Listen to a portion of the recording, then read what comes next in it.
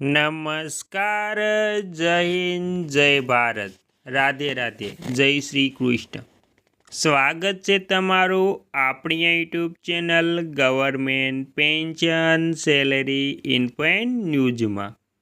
તો આજે આપણે વાત કરવાના છીએ કે ગુજરાત વિધવા મહિલાઓના પેન્શન વધારા બાદ જે વધારાની 5 સહાય સાવ મફત મળે છે તેના વિશે.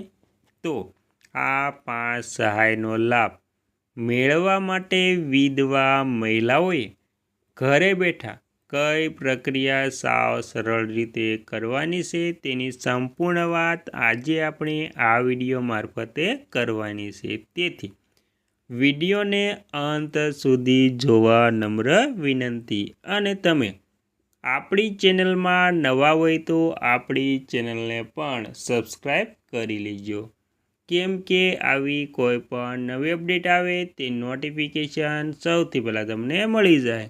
અને વિડીયો ગમે તો લાઈક કરવાનું ભૂલતા નહીં. તો વિગતવાર વાત કરીએ તો ગુજરાત સરકાર દ્વારા વિધવા બહેનોની આર્થિક ઉત્થાન અને સશક્તિકરણ માટે ગંગાશ્રુપા આર્થિક સહાય યોજના, કુંવરબાઈનું મામેરું મિશન મંગલ, પછી ફ્રી એજ્યુકેશન અને આવાસ યોજના જેવી મહત્વ 5 સહાય આપવામાં આવે છે. તેમાં આપણે ગંગાશ્રુપા આર્થિક સહાય યોજનાની વાત કરીએ તો તેમાં વિધવા પેન્શન. આ યોજના હેઠળ ગુજરાત સરકાર દ્વારા નિરાધાર અને જરૂરિયાતમંદ વિધવા બહેનોને દર મહિને આર્થિક સહાય સીધી તેમના બેંક ખાતામાં જમા કરવામાં આવે છે.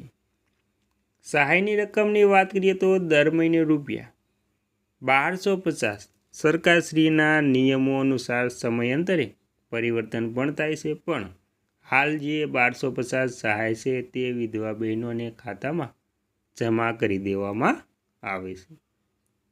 તેમાં આપણે પાત્રતાની વાત કરીએ તો તેમાં અરજદાર મહિલા ગુજરાતની રહેવાસી હોવી જોઈએ અને તેની ઉંમર 18 વર્ષ કે તેથી વધુ હોવી જોઈએ. આવક મર્યાદાની પણ વાત કરી લઈએ તો ગ્રામ્ય અને શહેરી વિસ્તાર માટે નિરાધાર વાર્ષિક આવક મર્યાદા લાગુ, એટલે કે જે નિર્ધારિત કરેલી હોય તે વાર્ષિક આવક લાગુ પડે છે. જરૂરી દસ્તાવેજોની પણ વાત કરીએ તો તેમાં પતિના મૃત્યુનું પ્રમાણપત્ર, ઉંમરનો પુરાવો, આધાર કાર્ડ, બેંક પાસબુક અને આવકનો દાખલો. ગંગાશ્રુપા પુનઃલગ્ન આર્થિક સહાય યોજના. જે વિધવા બહેનો ફરીથી લગ્ન કરીને પોતાનું નવું જીવન શરૂ કરવા માંગે છે તેમને સરકાર દ્વારા પ્રોત્સાહન અને આર્થિક મદદ પણ આપવામાં આવે છે. તેમાં સહાયની રકમ વાત કરીએ તો પુનઃલગ્ન કરનાર દંપતીને આર્થિક સહાય આપવામાં આવે છે, જેથી નવું સ્થિર થઈ શકે, એટલે કે જે નવું જીવન છે તે સ્થિર થઈ શકે. પાત્રતા. વિધવા મહિલાઓના પુનઃલગ્ન કાયદેસર થાય હોવા જોઈએ.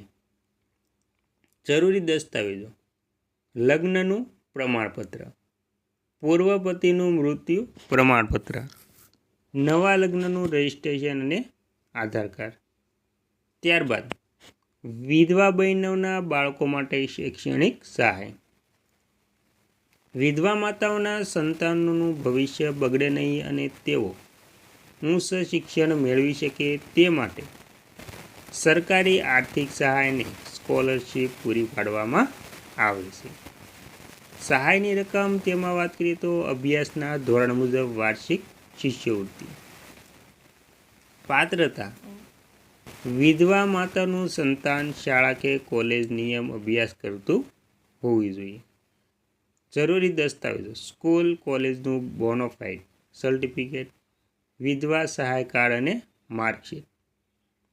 ત્યારબાદ પીએમ આવાસ યોજના ગ્રામીણ શહેરી વિસ્તાર માટે જે પ્રાથમિકતા આપવામાં આવે છે તેના પોતાનું ઘર ન ધરાવતી વિધવા બહેનોને મકાન બનાવવા માટે સરકાર ખાસ પ્રાથમિકતા આપીને ગ્રાન્ટ આપે છે. તેમાં સહાયની રકમ, મકાનના બાંધકામ માટે તબક્કાવાર સહાય, પાત્રતા, મહિલાના નામે કે પરિવારના નામે કોઈ પાકું મકાન હોવું જોઈએ નહીં. જરૂરી દસ્તાવેજો, જમીનની સાબિતી, આધાર કાર્ડ અને જોબ કાર્ડ કે રેશન કાર્ડ. તો આવી રીતે વિધવા બહેનોને સહાય મળે છે.